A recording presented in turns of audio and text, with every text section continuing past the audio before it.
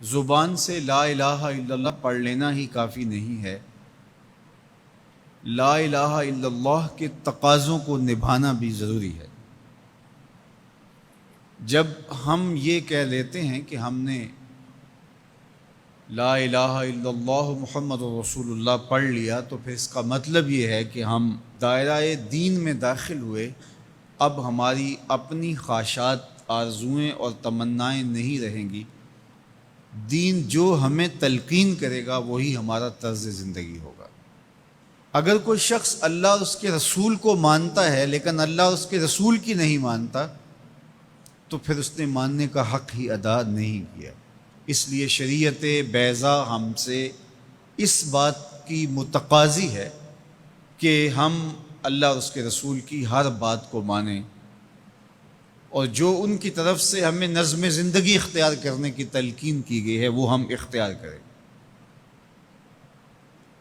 آج SOPs کا تذکرہ ہے۔ مختلف شعبہ حیات میں جب آپ کسی بھی دائرے میں داخل ہوتے ہیں تو وہاں کے ضوابط کو، وہاں کے قوانین کو فالو کرنا آپ کے اوپر لازم ہوتا ہے۔ آپ شہری ہیں پاکستان کے، لیکن آپ کو کسی ملک میں سفر کرنا ہوتا ہے، تو جتنی دیر تک آپ وہاں رہتے ہیں تو آپ کو قوانین ان کے فالو کرنے ہوتے ہیں، ان کے ضوابط کے مطابق آپ کو وقت گزارنا ہوتا ہے۔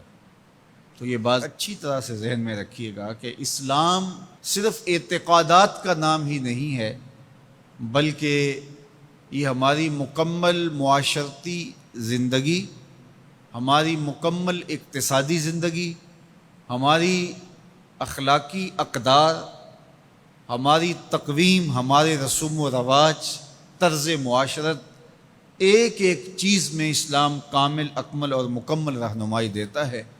تو جب ہم ایمان کی دولت سے مالا مال ہو گئے تو پھر اسلام کے دیے ہوئے ضابطے کو ہمیں حرف بحرف پورا کرنا پڑے گا۔ تو جو شخص اسلام کے دیے گئے اصول و ضوابط کے مطابق زندگی گزارتا ہے اور صالح اعمال اس کی زندگی کا شعار بن جاتا ہے، تو پھر اللہ اس کو صلہ کیا دیتا ہے؟ ایک تو آخرت کا اجر ہے جو اس کو عطا کیا جائے گا، وہ تو ہے ہی ہے، لیکن اس دنیا کی زندگی میں بھی اللہ جل شانہ اس کو جزا کی صورت میں صالح، پاکیزہ، ستھری، مطمئن زندگی عطا کرتا ہے۔ اللہ اس کے لیے رزق حلال کے اسباب پیدا کر دیتا ہے۔ دیکھیے، جو میری اور آپ کی قسمت میں لکھا ہے، ہمارا جو مقسوم ہے، وہ ہمیں مل کے رہے گا۔ جب بچہ شکم مادر میں 120 دن کا ہوتا ہے، صحیح حدیث میں آتا ہے کہ اس کا رزق بھی لکھ دیا جاتا ہے، اس کی عمر بھی لکھ دی جاتی ہے، اس کا شقی و سعید ہونا بھی لکھ دیا جاتا ہے۔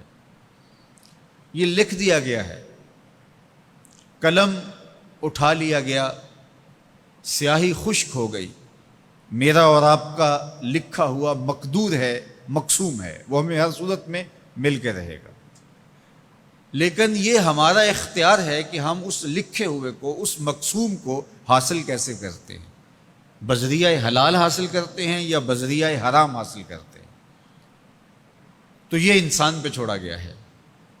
لیکن جو شخص اچھے اعمال کے ذریعے سے اپنے رب کی رضا جوئی میں لگا رہتا ہے، تو اللہ اس کے مقسوم کو اس تک حلال ذرائع سے پہنچاتا ہے، اس کو اس کی توفیق نصیب کر دیتا ہے کہ وہ حرام کی طرف نظر بھی اٹھا کر نہیں دیکھتا اور وہ حلال رزق اختیار کرتا ہے۔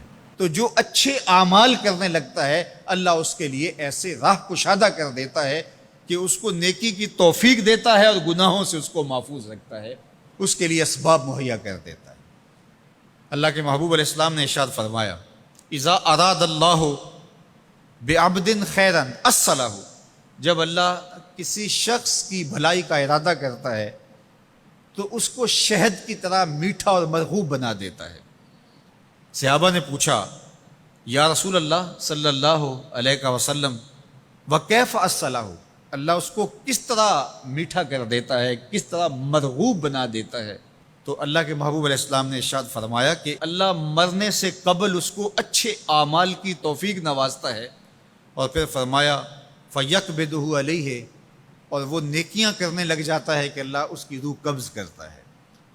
تو جو نیک اعمال کرتا ہے اللہ اس کے لیے پھر آسانیاں مزید پیدا کر دیتا ہے۔ تو یہ صلہ ہے صالح اعمال بجا لانے کا۔